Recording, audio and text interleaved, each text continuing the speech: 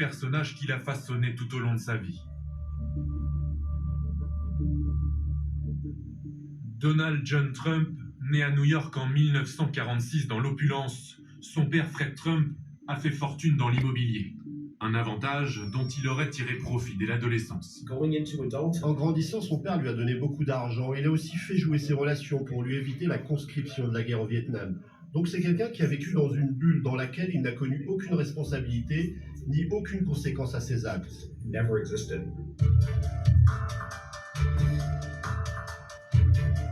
Diplôme d'économie en poche, Donald Trump rejoint l'empire immobilier de son père, mais le fils veut diversifier les activités. Hôtel, casino, l'homme à la folie des grandeurs, et forge sa réputation de génie du business dans les médias, qui l'inonde de ses apparitions. He fascinates me, and as a curiosity seeker, I wanted to say that I saw him so I can tell the people of Wisconsin that I saw Donald Trump in person. Mais derrière le vernis, Donald Trump connaît de sérieux revers. Ses casinos d'Atlantic City font faillite. Il est traduit en justice pour escroquerie et accusé de contourner les impôts dans les années 90. Le magnat est aussi connu pour sa misogynie. Il aurait trompé sa troisième épouse Melania avec une actrice de film X alors qu'elle vient d'accoucher et plusieurs femmes l'accusent d'agression sexuelle. Pourtant, rien ne semble l'atteindre. Il rebondit même au début des années 2000 avec son émission de télé-réalité, The Apprentice. Donald Trump a réussi à s'en sortir toute sa vie en n'admettant aucune faute ni aucune erreur et en renvoyant toujours la responsabilité sur ses adversaires.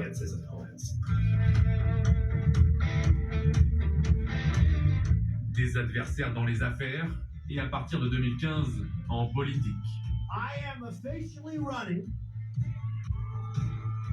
for President of the United States. Commence alors une campagne inédite dans l'histoire. Donald Trump, le candidat des réseaux sociaux. Sur Twitter, il s'adresse directement aux Américains dans des milliers de messages. Et ça marche. Petit à petit, il écarte tous ses rivaux républicains et devient le candidat désigné. La méthode Trump, multiplier les invectives contre les médias traditionnels. CNN is terrible. Are you a CNN? You people do not cover us accurately at all. Et contre son adversaire, la démocrate Hillary Clinton. It's just awfully good that someone with the temperament of Donald Trump is not in charge of the law in our country. Because you'd be in jail. Une stratégie payante. Donald Trump est élu le 8 novembre 2016.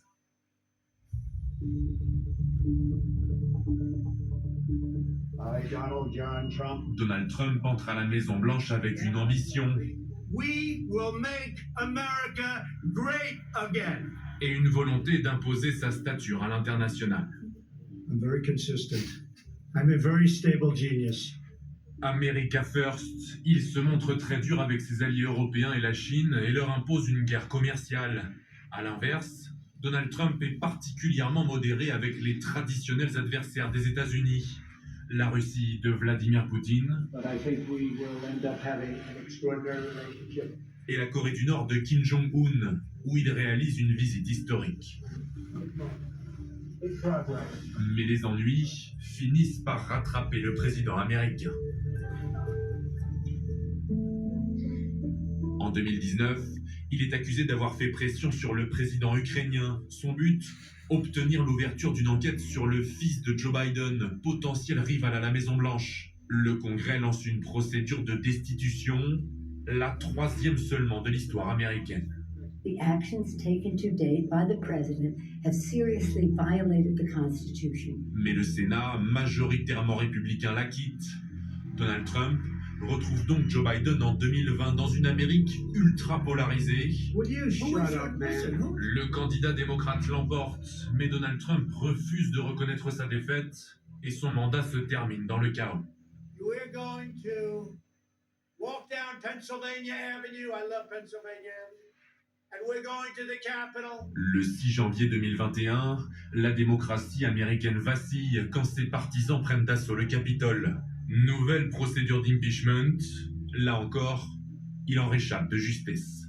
Mais les ennuis judiciaires se multiplient. Accusations de vol de documents classifiés, soupçons de fraude au compte de campagne en 2016, condamnation pour agression sexuelle. Il est même condamné au pénal dans l'affaire Stormy Daniels, une première pour un ancien président américain. Donald Trump, dos au mur, mais à nouveau candidat pour le Parti républicain. Inculpé en 2023, sa photo d'identité judiciaire est rendue publique. Donald Trump la détourne et en fait l'effigie de nombreux produits dérivés pour financer sa campagne de 2024. Ne jamais avouer, ne jamais se rendre, toujours rebondir, le leitmotiv de Donald Trump. 24, RTBF, RTS, LCP et Public Sénat présentent.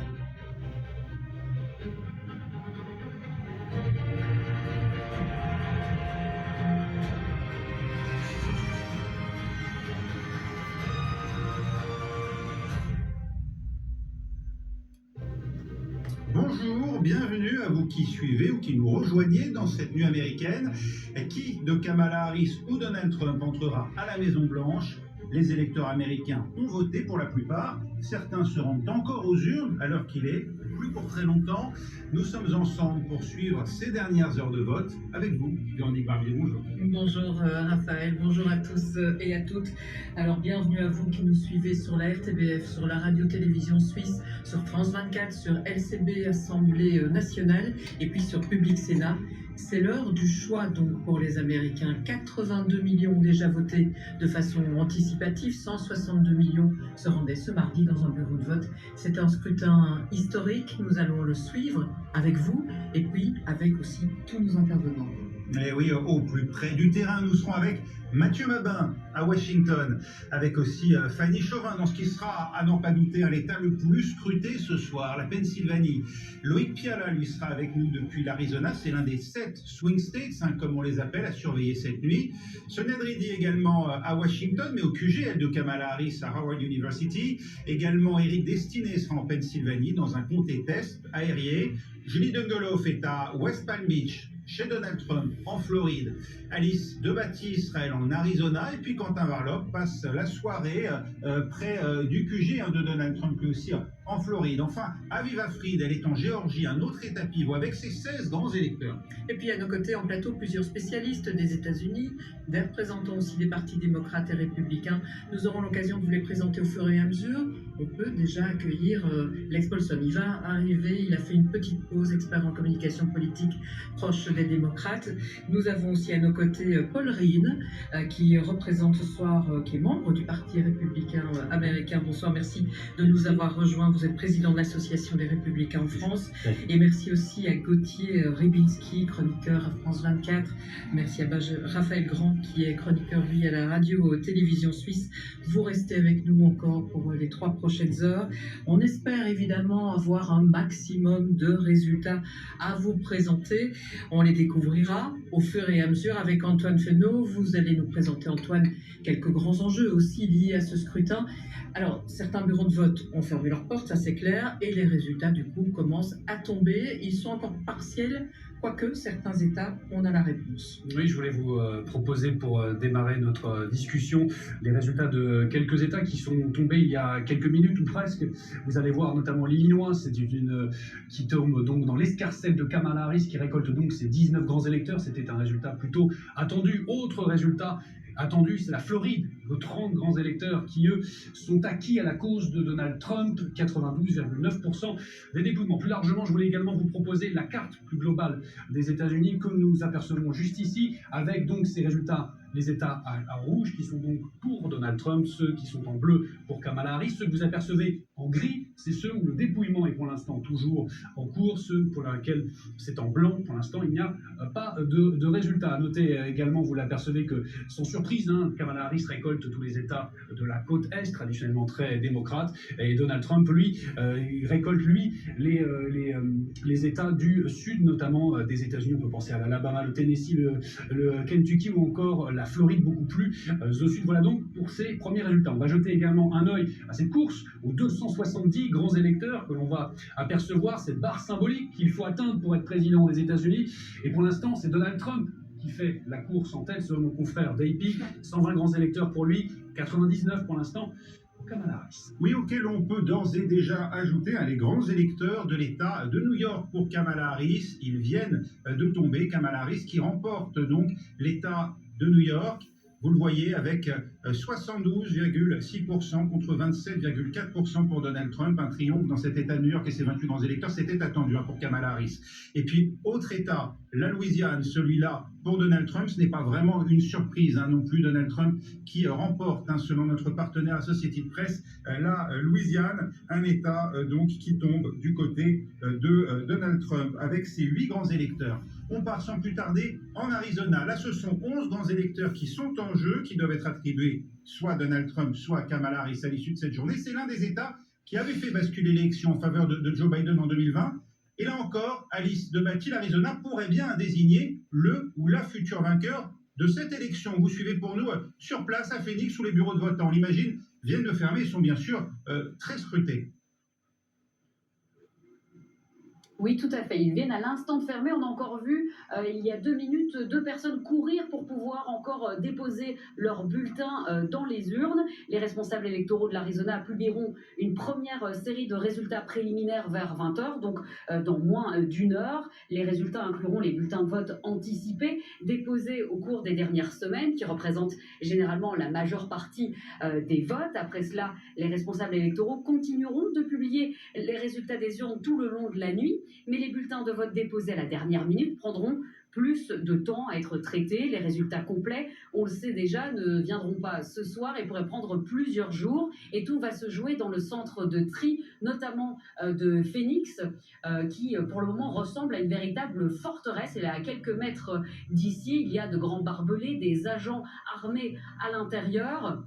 Pourquoi ? Eh bien parce qu'en 2020, ce bâtiment avait été au centre des théories du complot lorsque Donald Trump avait perdu l'État. Il avait accusé le centre d'avoir d'avoir mis en place des fraudes électorales sans preuve. Plus d'une centaine de Trumpistes étaient alors arrivés pour manifester devant le centre. Certains étaient armés, ça avait duré 3 nuits. Alors pour justement faire face à cette méfiance, le comté a mis en place plusieurs mesures. Il y a par exemple une caméra qui est en train, à l'heure actuelle, de surveiller le travail à l'intérieur du centre de tri. On peut regarder ça en permanence sur Internet. Et puis, il y a évidemment encore des mesures de sécurité supplémentaires qui ont été mises en place, puisqu'on sait qu'ici, vous l'avez dit, ça va être extrêmement tendu, extrêmement serré. Il y a par exemple un drone qui survole le centre de tri et des snipers sont carrément prêts aussi à intervenir s'il devait y avoir de la tension. Donc, ils seraient sur les toits pour pouvoir éventuellement protéger les agents électoraux, puisque c'est une crainte ici en Arizona, cet état du sang qu'on considère être un centre des election deniers, ceux qui nient le résultat des élections. Et donc ici, la tension est assez importante et elle devrait a priori continuer encore plusieurs heures.